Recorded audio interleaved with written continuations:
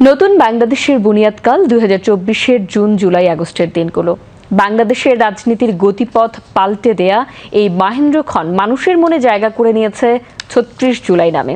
এই জনপদের অপরিসীম ত্যাগ ও অনন্য সাহস সংগ্রামের গৌরবময় দিনগুলোর ঘটনাবলী সবার কাছে তাই অপরিসীম গুরুত্বের।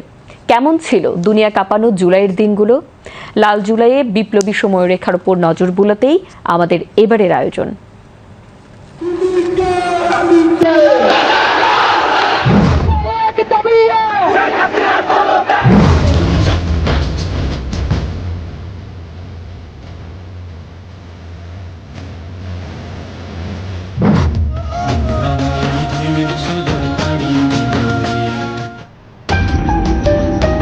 2024-এর এই দিনে বৈষম্য বিরোধী ছাত্র আন্দোলনের আহ্বানে ক্যাম্পাসে ক্যাম্পাসে প্রতীকী বৈঠক অনুষ্ঠিত হয়। শলা পরামর্শ হয় আন্দোলনের কর্মকৌশল নিয়ে।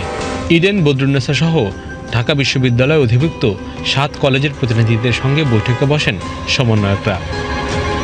জগন্নাথ বিশ্ববিদ্যালয় ও শেরেবাংলা কৃষি বিশ্ববিদ্যালয়ের শিক্ষার্থীদের সঙ্গেও বৈঠক হয়। এদিন কোটা সংস্কার আন্দোলন পরিচালনার জন্য ফেসবুকে 10 দফা নির্দেশনা দিয়ে দীর্ঘ পোস্ট দেন সমন্বয়ক নাহিদ ইসলাম। ওই আন্দোলনটাকে যদি আমি ভাগ করি, আন্দোলনটা 1 জুলাই থেকে 14 জুলাই পর্যন্ত আন্দোলনটা একটা প্রেক্ষাপট। ডিরেক্ট কোটা সংস্কারের দাবিতে ছাত্ররা আন্দোলন করতেছে, সরকারের জায়গা থেকে কোনো রেসপন্স নাই এবং কিছুটা বাধা দেওয়ার চেষ্টা করা হচ্ছে, মামলা হয়েছে, হলে বাধা দেওয়ার চেষ্টা করছে, কিন্তু সেরকম ধরনের দমনপীড়ন শুরু হয়নি। 5 জুনের পর আমরা 1 মাস সময় পেয়েছি। সেই সময় তো আমরা এটা অর্গানাইজ করেছি, নেটওয়ার্কগুলো এস্টাবলিশ করেছি। তারপর 1 থেকে 14-15 তারিখ আন্দোলন চলেছে। পাবলিক বিশ্ববিদ্যালয় কেন্দ্রিক আন্দোলন হলো তখন কিন্তু বিভিন্ন জায়গা থেকে যোগাযোগ করা হচ্ছিল, প্রাইভেট বিশ্ববিদ্যালয় বা বিভিন্ন জায়গা থেকে। তারপরে যখন 15-16 তারিখ হামলা হলো তখন কিন্তু ছাত্র সংগঠনগুলো সরাসরি আন্দোলনে যুক্ত হইল, ফ্যাসিবাদ বিরোধী সেই সংগঠনগুলোর সাথে আমরা যোগাযোগ করেছি, কথা বলেছি। তো একটা যোগাযোগ ছিল, কিন্তু সর্বোপরি এই যোগাযোগের উপর ভিত্তি করে যে প্রতিরোধগুলো গড়ে উঠেছে এরকমটা না কেবল, কারণ এটা কোনো সাংগঠনিক আন্দোলন ছিল না। সাংগঠনিক ঐক্যের ভিত্তিতে যে আন্দোলন হয়েছে, একেবারে যদি সাধারণ মানুষ না নামতো, শুধু রাজনৈতিক নেতাকর্মীদের দিয়ে এই আন্দোলনটা সফল করা সম্ভব হতো না। এদিন কোটা সংস্কার আন্দোলনকারীদের নামে শাহবাগ থানায় একটি মামলা করে পুলিশ। এপিসির উপরে উঠে এক ছাত্র পতাকা উড়িয়েছে। গাড়ি চালক মামলায় অভিযোগ করে পুলিশের গাড়ি ভাঙচুর করেছে শিক্ষার্থীরা। সমন্বয়ক আসিফ মাহমুদ মামলার তীব্র সমালোচনা করেন।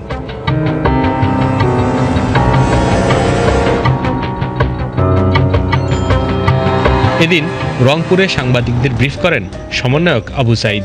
বলেন, ন্যায়ের পক্ষে প্রাণ দেয়া সম্মানের।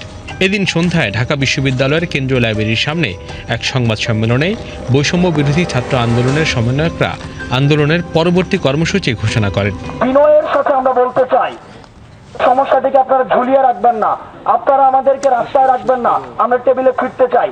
এটি একটি constructive, comprehensive and logical solution আমরা চাই as soon as possible।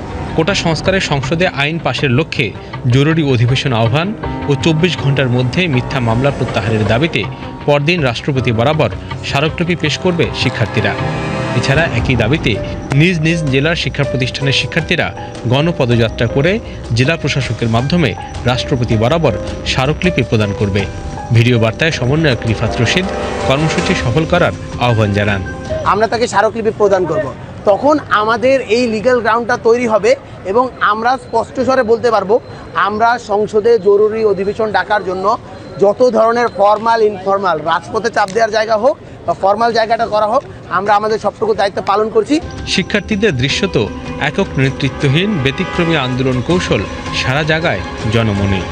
এই বাংলা ব্লকের শব্দটা তুমুল জনপ্রিয় হয়েছিল এবং প্রত্যেকটা মানুষকে আসলে ক্যাচ করতে পারছিল, বিশেষ করে শিক্ষার্থীদেরকে এই শব্দটা ক্যাচ করতে পেরেছিল। এবং এই একটা নতুনত্ব যেখানের ভিতরে ট্রেডিশনাল হরতাল বা অবরোধ শব্দটা না শোনা যাওয়ায় রাস্তাঘাটে যখন হলো গিয়ে মানুষের যে আমরা দেখেছিলাম যে হরতাল অবরোধ হলে মানুষের যে স্বাভাবিক জীবনযাত্রার যে কষ্টটা, তারা কিন্তু সেইভাবে খুব বাজে রকমভাবে হলো গিয়ে এই ব্যাপারটা এক্সপ্রেস করে, কিন্তু তারা এইভাবে এক্সপ্রেসটা করে নাই। তারা আসলে শিক্ষার্থীদের প্রতি একটা সহানুভূতির একটা মূলক আচরণে আমরা দেখতে পেয়েছিলাম।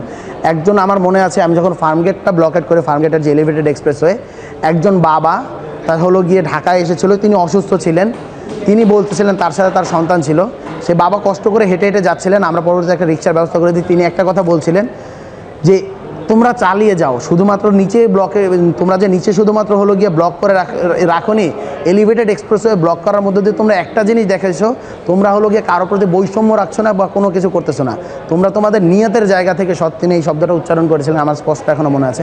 তোমরা যেহেতু নিয়তের জায়গা থেকে সৎ আছো, আমরা তোমাদের পাশে আছি। হয়তো আন্দোলনটা শুরু হয়েছিল কোঠা দিয়ে, কিন্তু আমার যেটা মনে হয়েছে ধীরে ধীরে যে আমিও কেন আন্দোলনে গিয়েছি, যে আমিও শুধু গিয়েছি এই কোটার কারণে এরকম না, বিভিন্নভাবে যে আপনার অপারেশন হচ্ছে, ঠিক আছে, যে মানে কেউ কিছু বলতে গেলেও সে স্বাধীনভাবে কিছু বলতে পারে না, তাকে অপ্রেস করা হয়। কেউ একটু দ্বিমত পোষণ করলেও, আমাকে একটা ফেসবুকে একটা পোস্ট করলেও হচ্ছে আমাকে ভাবতে হয় যে কে কীভাবে গ্রহণ করবে। সবাই একটা স্বাধীনতা চাচ্ছিল, একটা ফ্রিডম চাচ্ছিল।